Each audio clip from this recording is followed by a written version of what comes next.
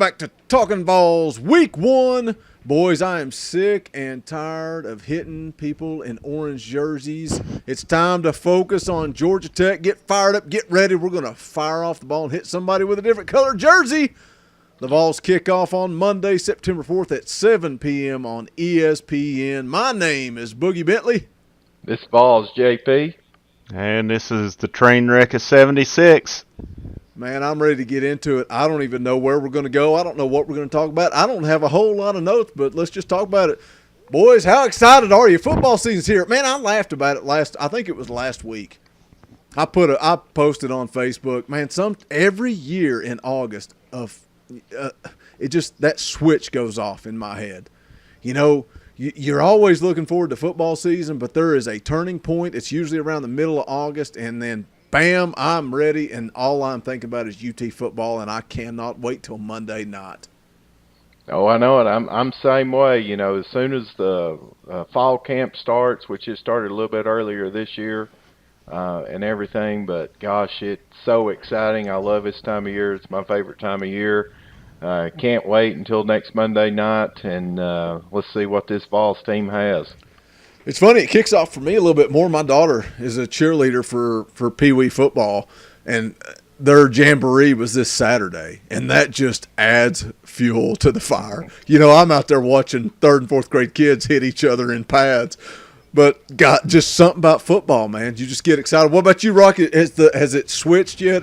Are you locked and loaded and ready for Monday night? Yeah, I'm ready. I'm kind of with me where I'm obviously teaching first game of the week for school I'm at was this past week. You kind of realize at that point it's time to go. And then kind of a funny thing yesterday, the wife and I were over in Asheville eating, and while I'm sitting there eating my chicken and waffles, a yellow jacket lands on my chicken bone there. Oh, no.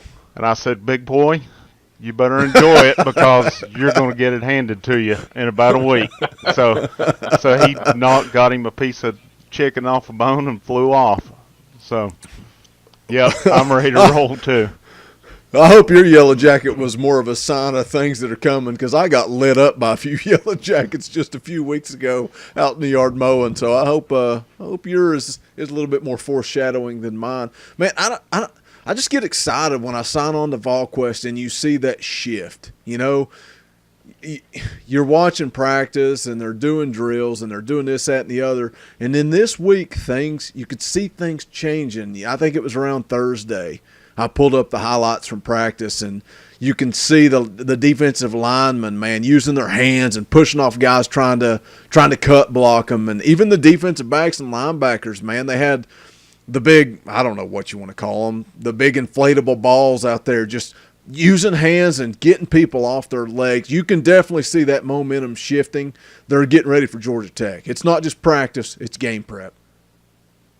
Oh, yeah, it's no doubt that they've been really hitting it hard as far as getting prepped for Georgia Tech. And, you know, like we talked about last week in the our season preview, the offense that Georgia Tech runs, it's old school. There's not a lot of teams that run that thing anymore. So it's not a typical offense that you see week in and week out, and there's a lot of cut blocking that's going to be going on. So they're definitely, teaching them and getting them prepared for players to be, even the offensive linemen, wide receivers, all of those guys are going to be going at their legs.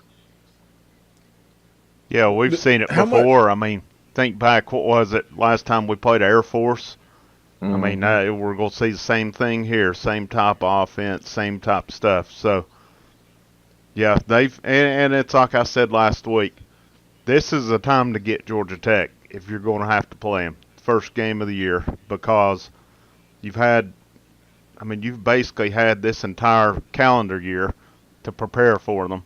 First game, they're breaking in new quarterback and stuff. Perfect time to get them, in my opinion. Yeah, I think so too on that. I think it is better because, they are going into their first game as well. So you wouldn't think that they would be as crisp running that offense, and they are going to have to replace some players. I guess the biggest news out of Georgia Tech is where they dismissed that star running back there about a week and a half ago. That Mills kid. I'd never even heard of him. I didn't know anything about him, but from what I was reading about him, I mean, he was pretty good. He was a stud. So that certainly doesn't hurt Tennessee. But I tell you what, you got to have a lot of respect for that Paul Johnson. I think he is a heck of a coach. I know that he runs that offense, but I think that offense is more of a system offense. I think he can plug and play people, and so I still expect them to put up some competition against the Vols. Oh, I agree. I was going to wait. Go ahead. I was going to say I was going to wait and talk about Georgia Tech later, but I mean we're already into it. We can go ahead and go that route. I reached out to a buddy of mine who is a diehard Georgia Tech fan, and so I thought, what better way to get a feel than reach out to him and see what he had to say, going into this game. And he sent me a few notes that I'll go over here. He said, Georgia Tech's returning eight players on defense and 7 on offense. That's a lot of returning starters.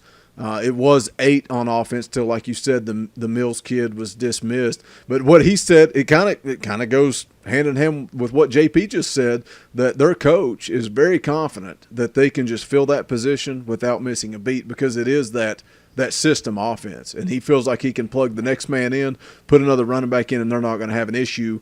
Also, Rocky hit on our season preview about their quarterback, and they're going to have to replace the starting quarterback. And it's kind of like Tennessee at this point. They've not named a starter as of that I know of as of yet. This conversation we had was a couple of days ago. He said he thought it was going to be Matthew Jordan that should get the nod, but they've just not announced it yet. Instead, they've got a couple of good receivers. Not that they utilize them or throw the football around a lot, but mentioned some defense. Their leading tackler is gone, but he feels like they've got a strong secondary. They got the Austin Twins, and they've also got A.J. Gray, which is a former University of Georgia football player, to round out that secondary. But obviously they're going to run that triple option. We know that. They know that, but you got to find a way to stop it. And obviously, with the news about Kirkland, that you got to be a little nervous, going into this football game, stopping. I've looked. You can look so many times, right? We do this every year. You can look at the roster. You can watch film. You can watch highlights. You can piece it all together. But at the end of the day, you just don't know till we get into it. What this UT offense is going to be able to do. But my concern is that defense stopping that triple option that Georgia Tech's going to bring to the game on Monday night. Well, I think the same thing on it. That's why I say I think this is a good time to get them, because you've had basically from bowl till now to prepare for them. You've had 8-9 months to prepare for them, opposed to, let's say, if you played them middle of the season, you've got 1 week to prepare for that. So, that doesn't, I'm not saying by having that much time, we ought to shut them down by any means. That's not the case. But I feel better in Tennessee's situation than, say, in Georgia's, who plays them last week of the year, and they get 1 week to essentially prepare for them, where Tennessee's had 8 to 9 right there. I think that is big right there. And then you mentioned Kirkland as well. That's going to hurt right there. But at the same time, where Georgia Tech doesn't throw the ball much, this may be a shot. Maybe Jumper will do better in this situation. I don't know. We've seen it in the past where he's been pushed around some. We've seen him play some pretty good games as well. So I expect that's who will take over, but I also wouldn't be surprised to see Batuli in there as well. I think, I think we'll see him, see what kind of athleticism, what he can do as well, because he's a pretty good sized linebacker. Yeah, and going back to Georgia Tech there, that Jordan kid, that quarterback who they assume is going to be the starter, he actually filled in for that Thomas kid that was a starter last year, and he was the one that actually led them to the upset against Virginia Tech. Hmm. I think they won that game like 30 to 20 last year, and he rushed for like 120 some yards in that game. So I don't think that it's going to be one of them deer in headlight type kids. I mean. He's played in a major college football game before, and obviously, won a big game last year. So it's not like he's just fresh, and it's going to be one of these things that when they step on the field, that he's going to just just not know what to do. So I tell you, I mean, I think Tennessee's got their hands full. I certainly do. Like keep on going back to Paul Johnson. I think that he is a tremendous coach, and their defensive coordinator, Roof, he's been there for 5 years now, I think. They have continued to improve defensively. I think one area that Tennessee has a major advantage on is against their defensive line and their linebackers. I think that Tennessee can take advantage of that, and I'm hoping that our ground game is going, because I think that if our ground game is going, I think that that's going to open it up, and maybe we'll see Dormady and or Guantano throw it around the field a couple of times too. Well, I think it's going to, like you just said, start with the running game, though. I think that's going to be the key to victory. In talking about Georgia Tech getting better, that they ranked 10th in the ACC in defense last year. I don't think they have a very good defense, and I think Tennessee has to be able to run the football against them. But, man, when I look at this Tennessee football team, they have so many talented young receivers, but they just have to prove themselves on the field. But when you look at them on paper, man, you just, like, I look at them, I'm like, they should be able to move the football against Georgia Tech. They shouldn't have any issues doing that. Obviously, the injury to Josh Smith, originally thought it was broken collarbone, then you come to find out it's a shoulder sprain, hoping they get him back for the Florida week. But somebody's going to have to step up. If it's in the slot or if it's in the 2 spot, I don't know where they were going to play Josh Smith. You kind of hear both things.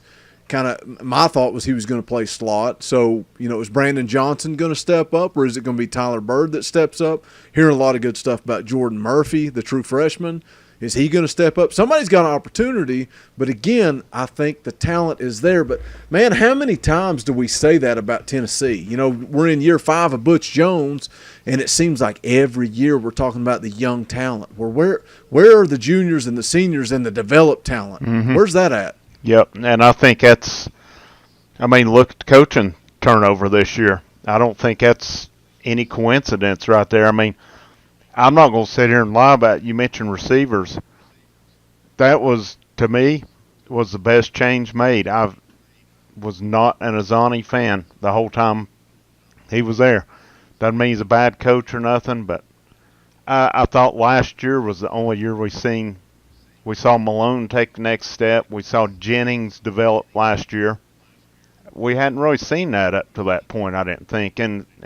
But like you said, there's still a lot of unproven. Jennings should be the go-to guy right there. But who else? You've got Callaway, you've got Johnson, you've got Bird, Latrell Williams. It's Josh Palmer that's a freshman. They've talked about him a lot.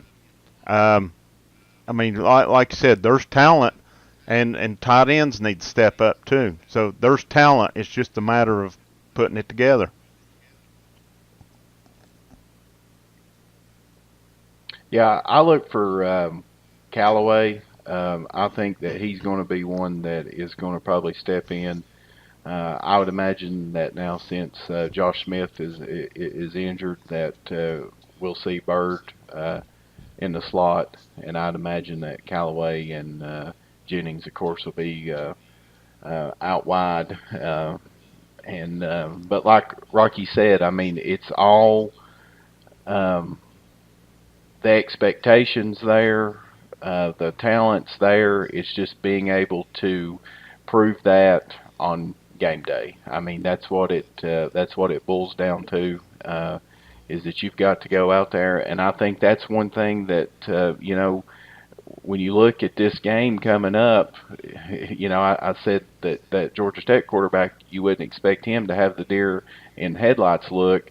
That's a concern of mine with some of these UT receivers. Is Jordan Murphy or Jordan Palmer? Is he going to be one of these that when they put him out there, that he's like, oh my goodness, it's a major college football game, and he's not able to run his routes right, or whatever. And then we've got to look at that with quarterbacks as well. I mean, I know that Dormady has played, but it's been mainly in a mop up duty. I mean, he's never been in a game when the score was close, or the start of a game or anything like that. So those are the unknowns that we'll find out on next Monday night. Do you think there's any chance at all that Dormady's not taking that first snap on Monday night? I don't think so. I don't think so either. And they talked about it this week in practice. I think John Kelly, he was the one that said, we already know who the starting quarterback is. And I think they've known for a while. But I do think they will play both. But man, I'm excited about Dormady, and we talked about this before we went on air. Just talking a little bit about what he brings to the table, and we didn't really sell it in that season preview. We were kind of like, well, it is what it is. He can throw the football. Man, he's a gunslinger, and the hype is he may be the best pure passer they've had in quite a while, and I think that's reason to be excited. I was Dobbs' number one supporter. There's no doubt about it. I think I said it multiple times. He's a guy that when he's gone, it'll be like a Casey Clausen or an Eric Ainge, man. Both of them were kind of the same. When they were gone, all of a sudden people supported them. But when they were the quarterback at the University of Tennessee, a lot of people hated on those guys. And Dobbs took a lot of it too. And yeah, his accuracy may not have been the greatest in the world, but man, the guy won football games. And at the same time, man, having a quarterback that can throw the ball downfield, and even watching practice highlights and seeing him sling that football, man, it gets me excited. And what that does to the playbook, man, it just opens this offense up. And what should you expect this year? We've talked about how good that offense was last year as far as numbers go and stats go, and stats aren't everything. I know that, but man, it just excites me if Dormady can deliver and he can be that composed quarterback. Man, the sky is the limit for this offense, because I don't think John Kelly's going to be a problem, but it starts up front. We got to get consistent offensive line play. Yeah, and that's what I was going to say, and JP touched on it last week pretty heavily. It starts with that offensive line. I mean, if Dormady's getting knocked on his back every time he looks up, but if they put it together and give him time, yeah, I agree. I mean, that's like I said. I actually think both guys are gunslingers more or less. It seems like both of them have arms on them and can throw it. I think Dormady's probably a little more accurate. It sounds like, but still, yeah, that's kind of exciting in that respect to see somebody that can throw it around like that. I mean, we haven't had anybody that could really throw it around like that probably since who? Ainge? Bray. Oh, Bray. Bray. Yeah, that's right, Bray. Yeah. What a waste of talent that was. Yeah, I try to. $1 million arm and a 10-cent head. He could throw the beer bottles, though.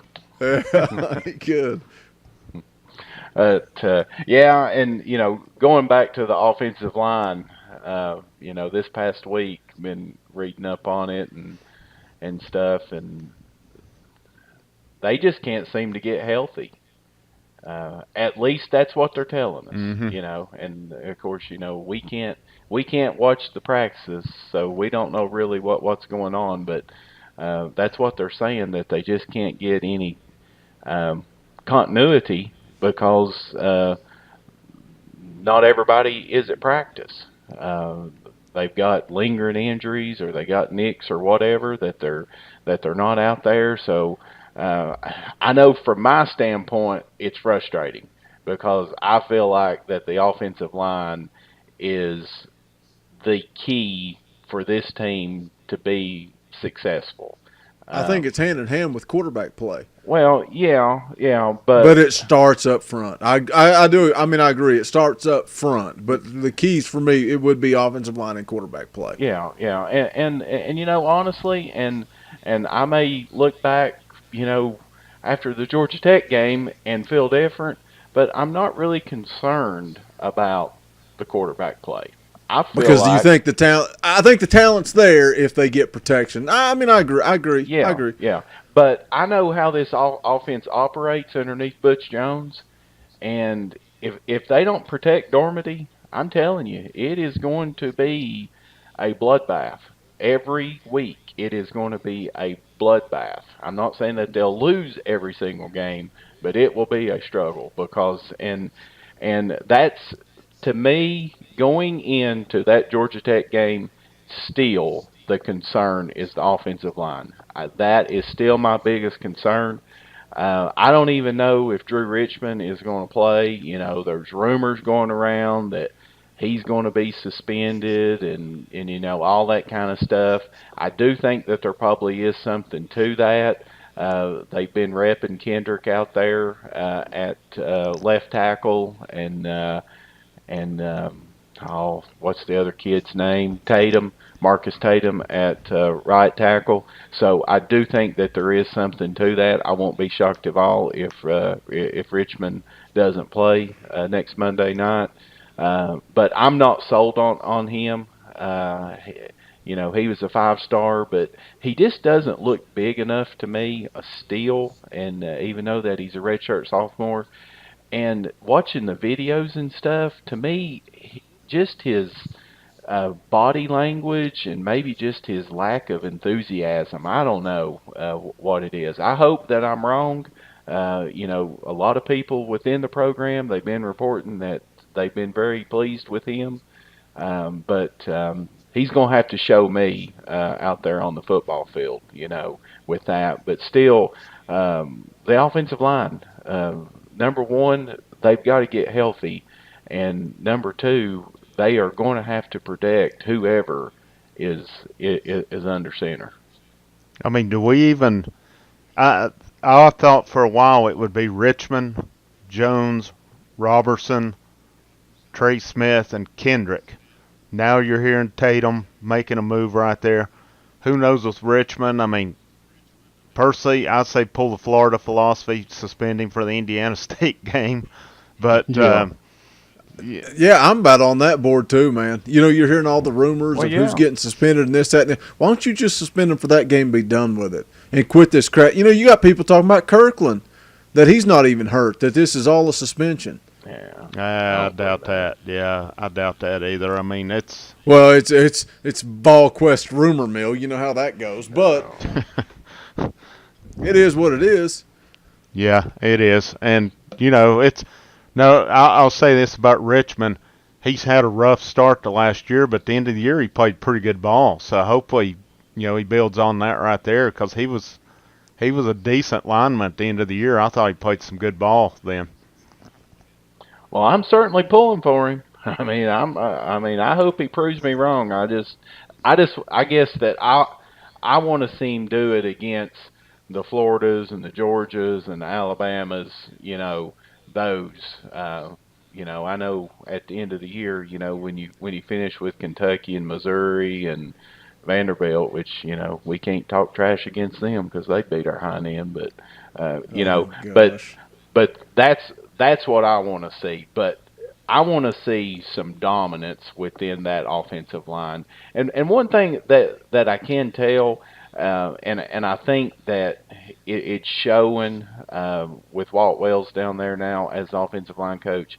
I think that he is definitely wanting to change just the overall mindset of those offensive linemen.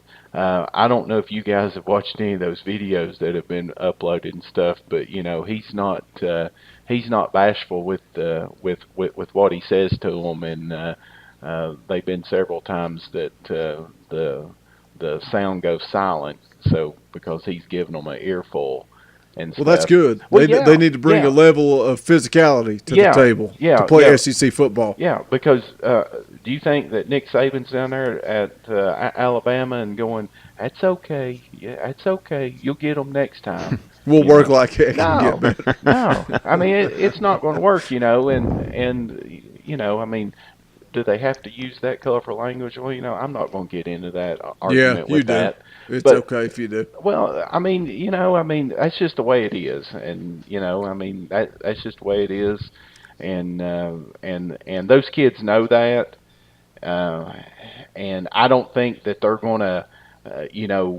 um, not take to the coaching as good because of him maybe using some colorful language or something. I'm hoping whatever he can do to light a fire underneath their hind end, because they have the potential to really be a really good offensive line. I think that that they have the talent, they got the depth. It's just getting them with that mindset of, I go back to it. When is the last time that Tennessee was at the end of a game and we had the ball and we needed just one first down to Just run it down seal their the throat. game and being able to convert that? Long time. It has been a long time, hasn't it? I mean, Does it go and, back to that's Fulmer, maybe? well, probably so. I mean, It does, but you could also play devil's advocate and look at the offensive scheme. How about you line up, give me a fullback, and give me a power formation, and let's just run it down their throat versus we're going shotgun, and I'm giving it to the running back 4 yards in the backfield to pick up a yard. Now he's got to make 5 yards instead of 1. And I understand that. I mean, I do. Well, you understand that, but let's change the scheme, man. Let's put some I form in the system. And it ain't that hard. And I'm hoping maybe that Larry Scott will do that. Now, we don't want to get on your favorite offensive coordinator who's at Indiana now. Well, no, it ain't my favorite coordinator. It's your head coach. It's his scheme. It's his scheme. Well, that's what drives me nuts. Well, just to break it up, and I'm the same way on it. I mean, when you need a yard and you're handing it off 4 yards, you're basically then at that point having to get 5 yards, essentially. Exactly. And I'm the same way on it. I mean, they threw in some I formation at one point, and it worked pretty good, and then they just went away from it. And, short yardage situation, but we need to see it. But, back to your point, though, yeah, I mean, how many times did we need one first down to wrap a game up and could not get it? And that's got to change, man. I mean, some way. Look at the Georgia game last year. Yeah, I know that we won the game, but still, we had the ball when Foreman got that interception, and everybody's going excited and thinking, we've won this, and I'm sitting there thinking, we ain't won this ball game. They still 2 minutes and something left to go. Georgia's got timeouts. I've seen this rodeo one too many times. But it all goes back again, playing devil's advocate, man. I just want the negativity, the hate, whatever you want to call it, pointed in the right direction. I don't think that's on the offensive coordinator. It's on Butch Jones, man. It's his offense. You know how many offensive coordinators are going to come through Tennessee in this 5-year span before you realize that it's Butch Jones that's running this scheme. Yeah, it hasn't changed. It could be you or me or Rocky. It don't matter who's calling the plays. Well, that's and when I said it too, the Georgia game was a perfect example right there. I mean, one first down, that game's over pretty much, and we can't get it, and there's no creativity. I mean, you just hand it off up the middle, that's fine, but you got to get 10 yards how you get 10 yards right there, whether it's line up and run it up the middle, whether it's whatever, man. But that goes back to the line. The line's got to do their job right there. And exactly, that's what it all goes back to, is the offensive line. Well, let's jump into something positive. Because man, we have a tendency to get negative. Man, we really do on this show. We are University of Tennessee football fans. I mean, what That's can you true. expect? We've been through a lot of hell, haven't we? I mean, can you imagine? And of course, I'm a Washington Redskin fan myself as well. Have been since I was That's why we're so 3 miserable, years man. old. And football is my favorite sport. I love it. I love the fall. We go into that. And I've said for years, I said, evidently, I must love having miserable fall weekends is all I know. You know what the worst part being is? a UT fan and a Redskin fan. Hey, you could be a UT and a Raiders fan. Yeah, we all three of us are miserable human beings. But it's so funny because we'll be arguing and bickering over a Tennessee loss on Saturday, and then Sunday rolls around, we do the same thing over the Redskins. Just miserable human beings. But let's take a positive spin. Let's all pick one thing that I guess get you excited. What are you excited about? And don't take the easy answer or the simple answer or the trendy answer. Give me something different, Rocky. What's something that's exciting you about this football season? Whether it's a position, a player, a coach, just something that excites you. I'm pretty excited about Charlton Warren. I think this guy might make a difference in the secondary right here. He's already recruiting well, which I know we'll touch upon later on. But I really think we'll see an improved difference in the secondary this year because the secondary has lacked a little to be desired last year, without a doubt. Does that mean they'll look great this year? I don't know, but I expect some improvement there. I don't think it'll be as bad as people think right there. I really don't. What about you, JP? What's something that excites you that's not the trendy answer? What excites me is I want to see Shy Tuttle and Khalil McKenzie healthy and on the field at the same time. That's what excites me because I think that those two have the potential. I think that we've already seen it with Shy Tuttle. You go back and you watch that Virginia Tech game from last year when Tuttle was healthy. Yeah, I know the first quarter was kind of like we were sitting up there, like, oh, my God, this is unreal. But from that first quarter on, or from that second quarter on, I mean, he was disruptive. Yeah, he dominated. Yes. And he is so athletic and agile for his size. I just hope that, he's had 2 serious lower leg injuries, one with the ankle and one with the knee. But, reports they're saying now that they feel like that we may see him against Georgia Tech, which honestly, it scares the crap out of me. It does me too. Knowing that the way that Georgia Tech cuts, and stuff like that. I mean, it does. It absolutely scares crap out of me. But that's what I'm excited about. I'm excited about the guys that got hurt last year that weren't necessarily starters. You're talking about a Kyle Phillips who, a former 5-star who has done nothing but had just injuries down there. His shoulder. Can that shoulder hold up? Because I think that he's got potential to be an exceptional defensive end. And then you also got to look at Austin Smith. You look at him, and then Cortez Sapp.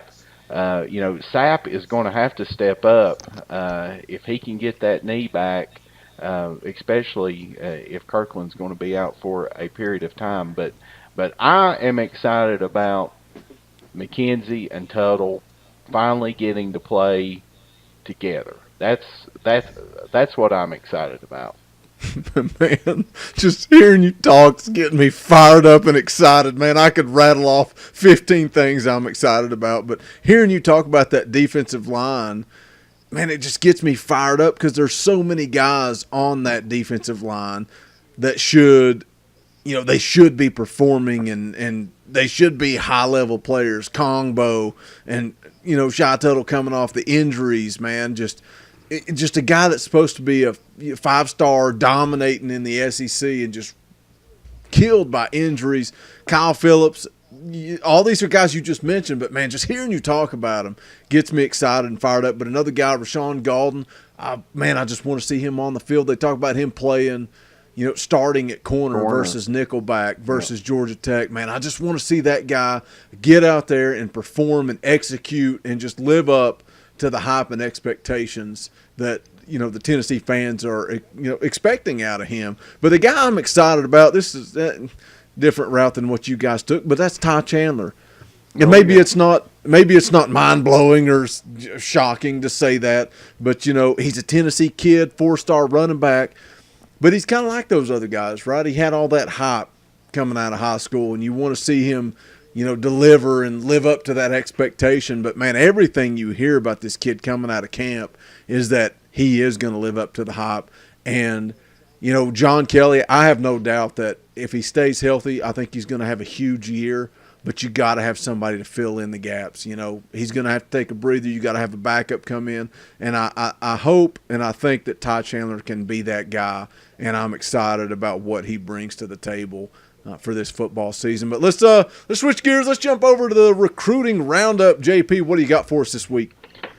Each week I'm going to hit on a couple of Tennessee recruits for the upcoming class.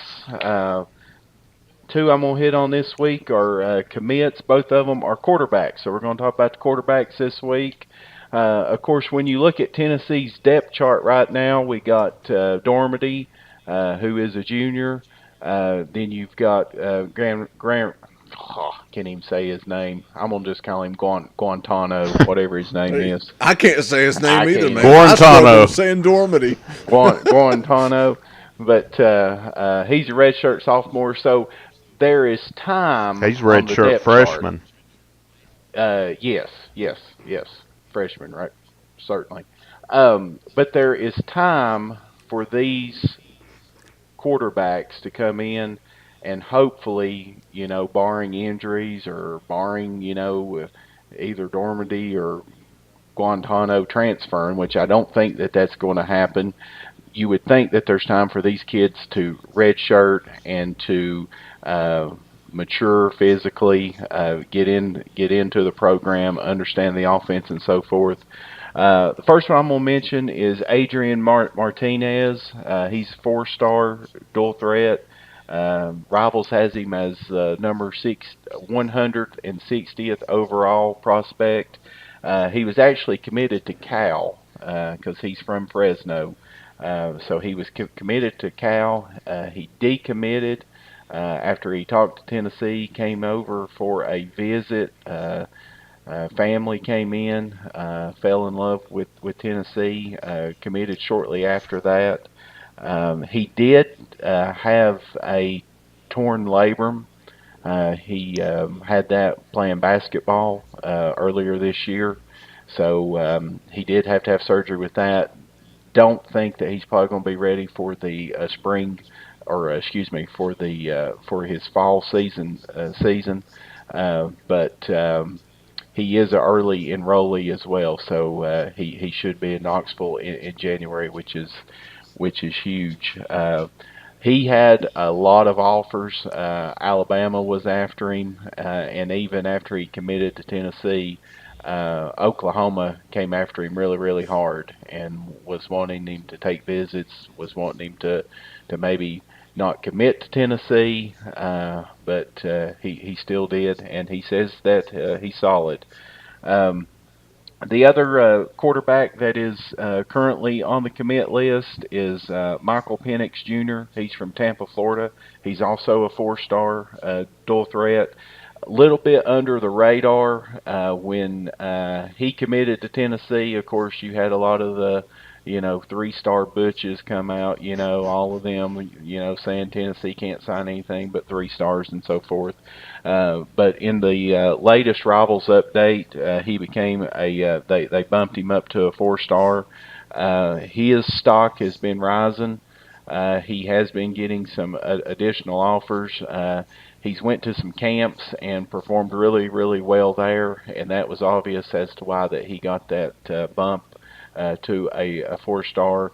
So really excited about the two quarterback commits that Tennessee currently has for the class of 2018, and feel like that these are two kids that can that have the talent that can come in and compete for that starting position, within a couple of years.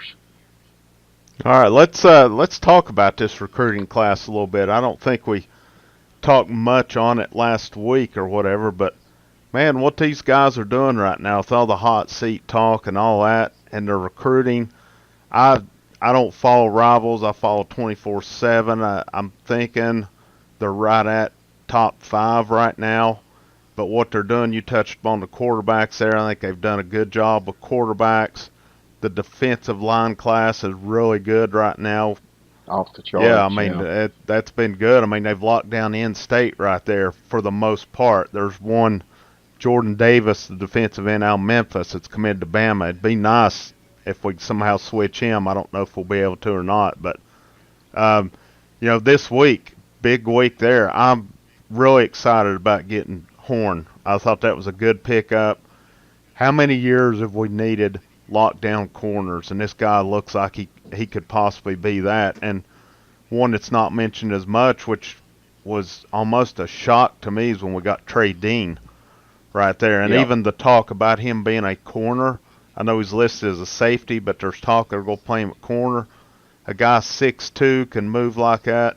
That would be, especially bigger receivers now, I think that would be huge if you hold on to him, and he does pan out at corner. But I don't really know anywhere that they've. It's a really good class right now if you can just hold on to everybody. I know that the running back commits are going to be, they're going to have to work to keep them. But I mean, what else do you need at this point? Probably another defensive end, maybe another receiver. Another offensive lineman's probably a luxury right now, but I don't think, as we've seen, you never have enough offensive linemen. Yeah, I would like to see a defensive end, maybe a speed rush end. Um, we got that commitment from the junior college, that Dorian Gerald. I think he'll probably be more of a strong side end, and of course, we talked about Emerson last week, and he says that he's going to play defensive end. We'll see if that happens because of just how big that he is.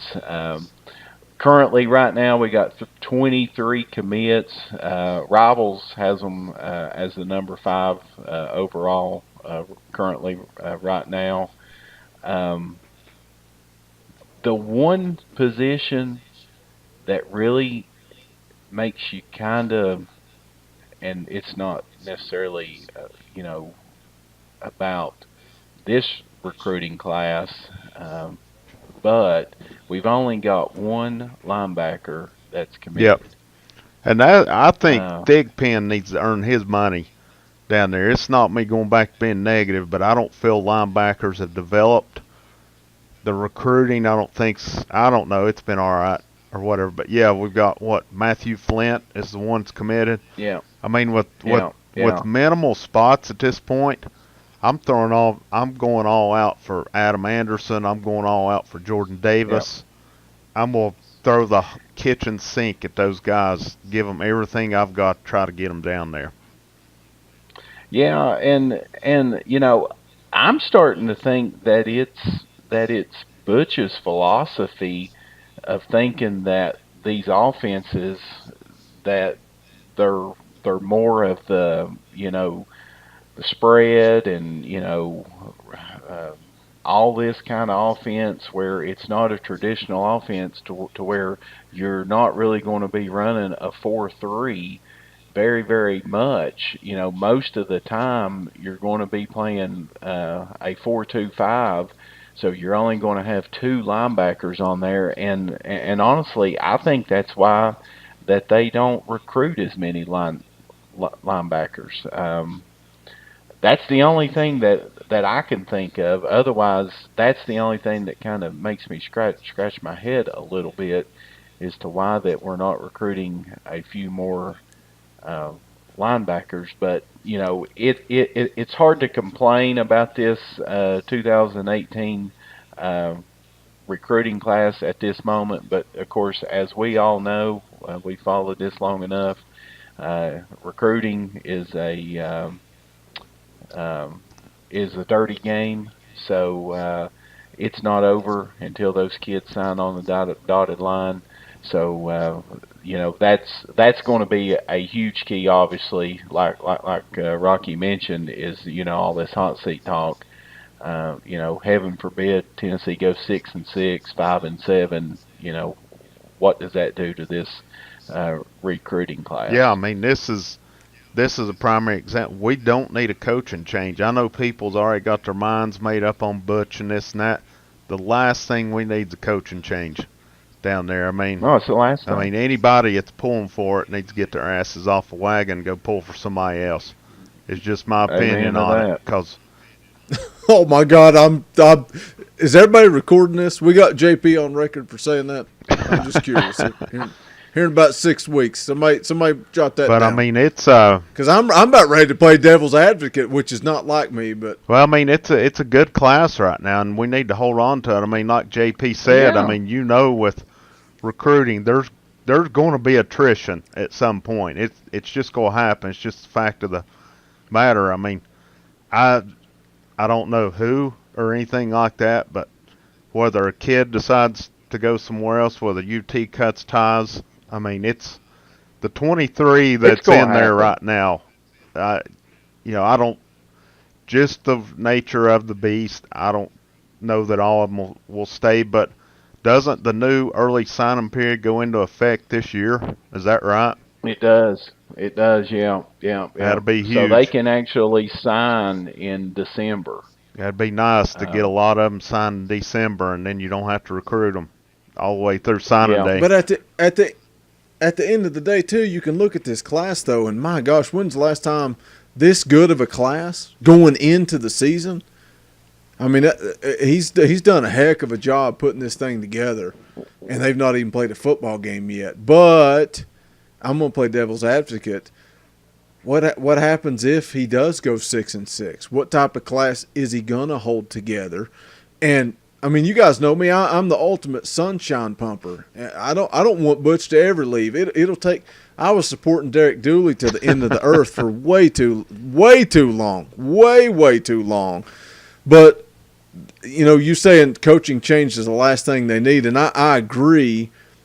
But we're also in year 5. At what point do you say, okay, well, you're recruiting good, but you got to get it done on the field? And man, I don't know. Like, this is hard for me to play devil's advocate because then when I look at what he's done and back-to-back 9-win seasons, and man, that's 2 good years for me. But they also lost to South Carolina and Vanderbilt, so I can jump on the other side of the fence.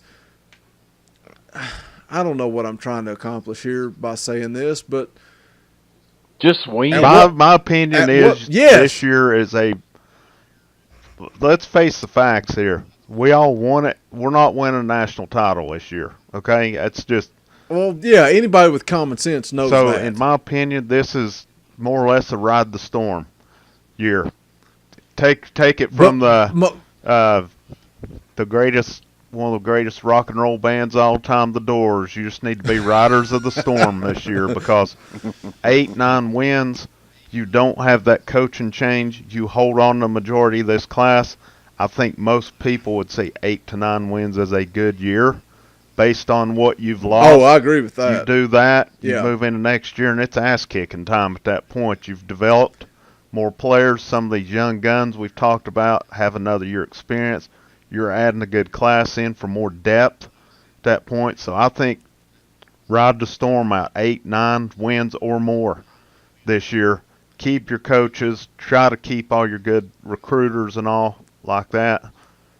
And then it goes from there. But, the devil's advocate role, if they go 6-6 or something, I think it depends on the nature of it. I mean, are they injury-ridden like last year, or do they just stink the joint up? I mean, it just really depends, in my opinion.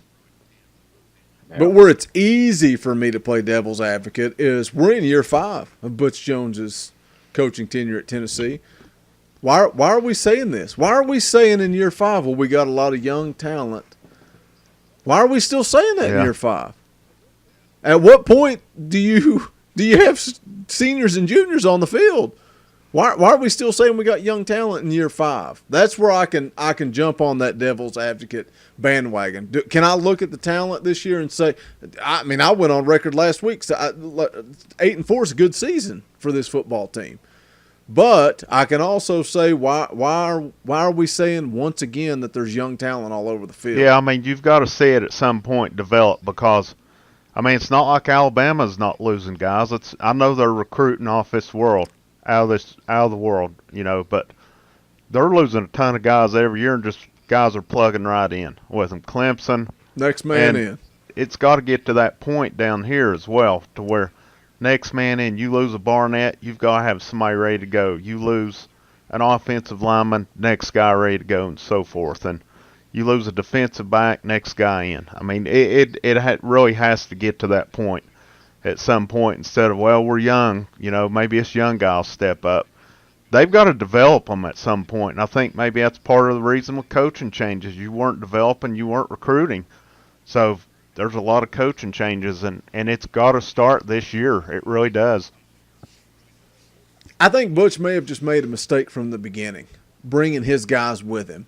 You know, I'm bringing the best coaching staff in America, and he brings everybody from freaking Cincinnati with him, and we're all looking at each other like, wait a minute, who are these people? This is not the best coaching staff in America. But to defend Butch, he's making changes now, you know, and you got to respect him for that. He's willing to let these guys that he's got this bond with, he's willing to let them go and make changes to build the University of Tennessee back into what it was. And even if at the end of the day, no matter what happens with Butch, if he doesn't get it done, we got to respect him and we have to appreciate what he's done at Tennessee because he has brought them back to relevance where they belong. He has. But we're wrapping this thing up. We got to get into Georgia Tech previews, so let's just jump in. We're going to do predictions every single week right here on Talkin VAWLS. And, man, I know we said we're going to post the episodes on Wednesday, but I may just try to blast them out as fast as I can. You guys got a problem with that if I post them on Mondays? I mean, should we wait till Wednesday if we're ready and rock and roll? Just get it out? Rock and roll, buddy. I don't rock know. And roll. Get it out there. Let's just say this. We will get it out no later than Wednesday.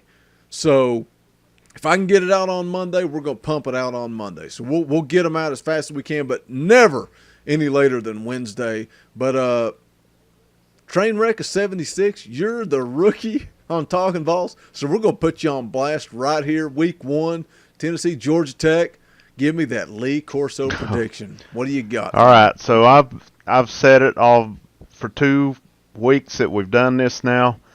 I think it plays perfect. We're playing these guys' first game of the year. Tough task, no doubt about that. It's an unorthodox offense. It's something they're not going to see very often. A lot of questions on UT's side. With that being said, I think talent beats system. I think preparation beats unorthodox at this point. I think that Tennessee brings it on Monday night. They're tired of hearing it. These guys are tired of hearing about replacing Barnett, Kamara, Malone. I'm forgetting other guys. They're tired of hearing it. Like you said to start off with, they're tired of hitting orange jerseys. They're ready to hit some blue and white jerseys next week. Tennessee, 34. Georgia Tech, 28. Whoa. I won't have no JP. Fingernails if that's the score. JP's going to predict a blowout. He's going to drop a boogie prediction on you guys. 63-2. What do you got, JP? First prediction of the season. I'm excited. I can't wait to make my pick, but you're up next. What do you got? I'm up next? You're up next. You want me to go next?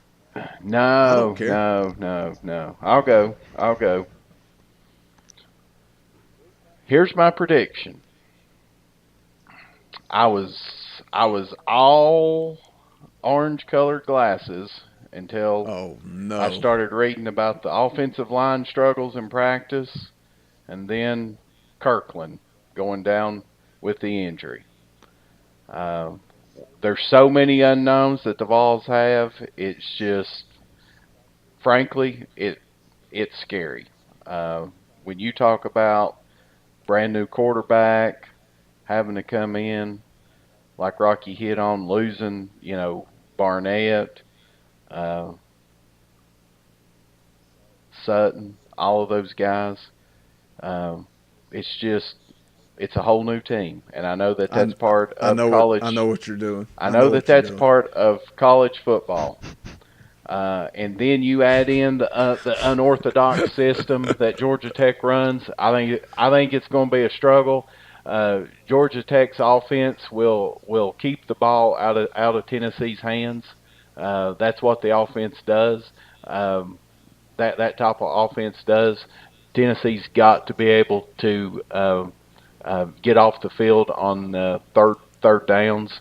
I mentioned it, in our preview show. Tennessee has to be able to stop Georgia Tech on first and second down, put that offense in a long down and distance situation. Because if you do that, then you're going to have great success against them. However, with all of that being said, somehow Tennessee finds a way, pulls this game out. They will find a way to start a new streak in that Georgia stadium, whatever that Mercedes-Benz stadium is. The Georgia Dome is in the past. We don't have to worry about that nastiness anymore that we saw Tennessee struggle with. Mercedes-Benz Stadium, Tennessee 27, Georgia Tech 17. Man, man, oh man. Man, you're high on the Kinda, defense, eh? he stole some of my swagger too, man. I don't know where to go from here. What type of prediction was that? It's like a Lee Corso hyping it up with just a big letdown at the end. What letdown? What? Tennessee Yes. by 10? That's more than But just Rocky. it was so depressing. So depressing. All right, I gotta get my composure here because you said everything I was gonna say. It's, man, I don't know where to start. Tennessee, you can go back to the Air Force game. That's, man, when you think about Tennessee versus Georgia Tech, you think about Air Force, the game where Inky went down. It's a game. I watched it with the freight train of 76. I was at his house when Inky went down. I'll never forget watching that game. Man, we sat there and we thought Tennessee didn't have a prayer going down the stretch, man. And I think this Georgia Tech game is so similar to that, just finding a way to stop their offense. And then, JP, you hit on it. Tennessee's offense, so many question marks. Can the offensive line deliver? Can the quarterbacks deliver? And then you flip to the defensive side of the ball. Can the defensive line deliver? Kirkland goes down. How are you going to replace Sutton? How are you going to replace Jalen Reeves-Maben? So many unknowns, so many question marks that it's like the stars are going to align for Georgia Tech. Not so fast, my friend, because Tennessee's going to run the ball. They're going to run the ball, and they're going to run the ball some more. John Kelly's going to break out. He may run for 200 yards down in Georgia. Tennessee's going to win a nail-biter 27-24. We're going to come out with a whole lot more question marks. We're going to come out with no fingernails, but Tennessee's going to get the job done, and then we're going to move forward and hopefully rebound and put something together this year. But I am terrified of this game, but I say Tennessee wins a nail-biter 27-24. Anybody got any final comments, or are we going to wrap this thing up because I'm exhausted? It's that week, boys. We've waited. Yep. Waited. That yellow jacket jumping on my chicken bone yesterday just flat out set it in another Pissed you off. direction. But it's time, boys. I'm ready. There's part of me hates we got to wait till Monday night. I would like too. to see it Saturday, but Hey, it is what it is. I just hope it is not a repeat of our last Labor Day game because we remember how that went. Oh yeah, yeah, I remember that well. Remember that well. I was Guys, actually if over at Boogie's house watching that game. man, if you're listening to this, drop down, leave us a comment, and let us know your predictions for that Georgia Tech game, and it'll be fun to see what comes to fruition on Monday night. Man, I'm excited. It's that time of year where every free second of the day you find yourself on VolQuest. It's just the way it is. But you can follow us on social media. We are at Talkin VAWLS _pod on Twitter and Facebook. Give us a follow. We'll have some fun. We'll chat. But again, hit the like button on YouTube. Leave us a comment. Let us know your prediction for the game. But last chance, JP, Rocky dropped his final words. You got anything else you want to say before Monday night? It's game week. It is game week. I am ready for it. Been waiting on this since the clock hit 0 at the Music City Bowl. It don't matter if we got a team that is expected to go 2-10. I'm going to be fired up for the Big Orange. I just hope we're not fighting when it comes to week 2. But that's going to wrap it up. I'm going to take this thing another direction. I only got one thing to say, and that's Georgia Tech. You can kiss my ass and go Big Orange.